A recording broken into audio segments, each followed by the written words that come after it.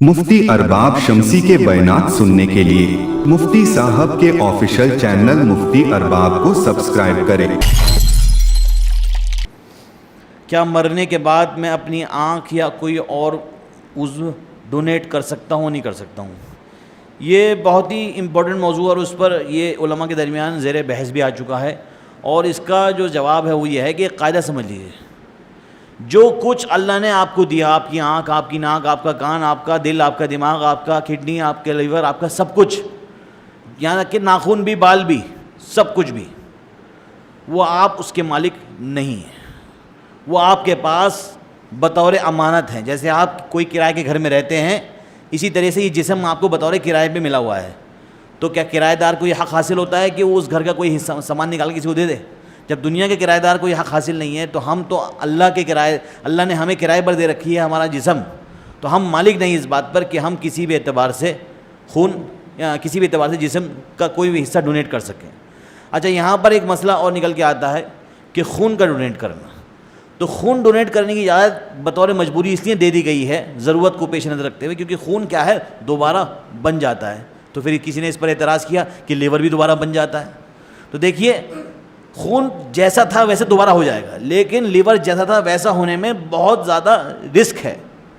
किसी ने खून डोनेट किया, इंशाअल्लाह 24 घंटे में, 48 घंटे में खून वैसे हो जाता है। लेकिन अगर किसी ने अपना किडनी डोनेट कर दी, लीवर डोनेट कर दिया, कहते हैं लीवर किसी ने डोनेट किया तो वापस ग्रो हो जाता है, लेकिन उस पर कितनी एहतियात है, कितना रिस्क होता है बमुकाबले खून के।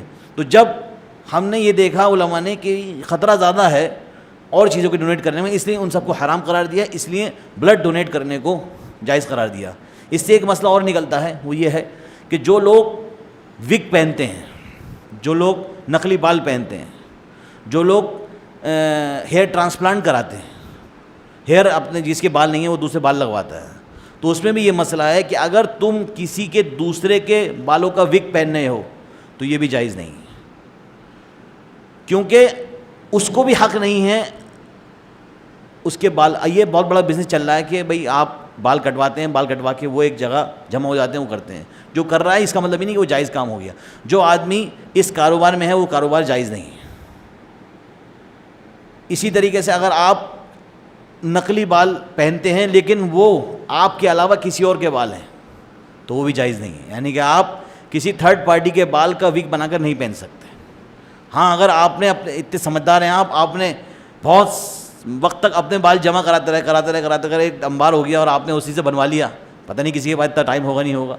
जिसने अपने बाल जमा किया वो बाल जमा करके पूरा अपना विग बनवा लिया तो पहन लीजिए बड़े शौक़ से। लेकिन आप किसी थर्ड आदमी का बाल का डोनेट किया हुआ उसका विग आप नहीं पहन सकते। अगला सवाल है, अगर पेट में गैस की प्रॉब्लम हो और मुझे बार बार यह खारिज हो रहा हो तो नमाज़ कैसे पढ़ें?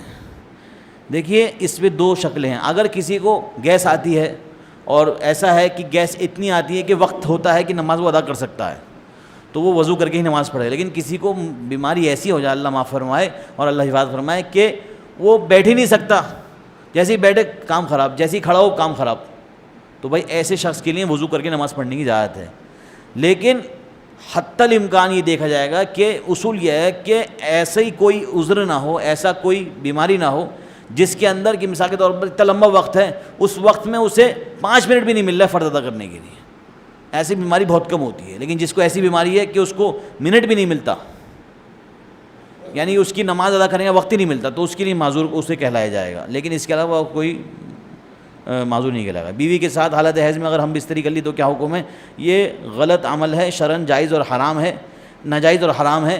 इसमें जो है अगर किसी ने ऐसा कर लिया तो तौबा इस्तिग़फ़ार करना ज़रूरी है। क्या घर में नमाज़ पढ़ने से मस्जिद में बजमात नमाज़ पढ़ना 27 दर्जे बढ़ा हुआ है या नहीं?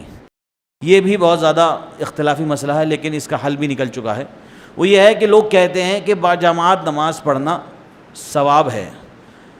तो एक हदीस में आता है कि 25 गुना अगर किसी ने बाजमात नमाज़ पढ़ी तो उसे 25 गुना सवाब मिलता है, और एक हदीस में आता है 27 गुना सवाब मिलता है। तो उलमा ने इसके दरमियान ये बात फिट करी कि अगर किसी ने मस्जिद के अलावा बाजमात नमाज़ पढ़ी तो उसे 25 गुना सवाब मिल जाएगा, और अगर किसी ने मस्जिद में आकर باجماعت نماز پڑھی تو اسے 27 گنا ثواب مل جائے گا. اب یہ 25 یا 27 گنا اپنے رب پہ چھوڑ دینا چاہیے, اس پہ بحث میں نہیں پڑنا چاہیے کہ 25 گنا ملے گا 27 گنا ملے گا. اللہ تعالیٰ جانتا ہے, اللہ تعالیٰ کے خزانے میں کوئی کمی نہیں کہ تمہیں 25 گنا دے گا, 27 گنا دے گا. جس کو جو چاہے اللہ تعالیٰ دے سکتا ہے. اللہ تعالیٰ ہمیں آپ کو کہنے سننے کے ساتھ عمل کرنے کی توفیق عنایت فرمائے.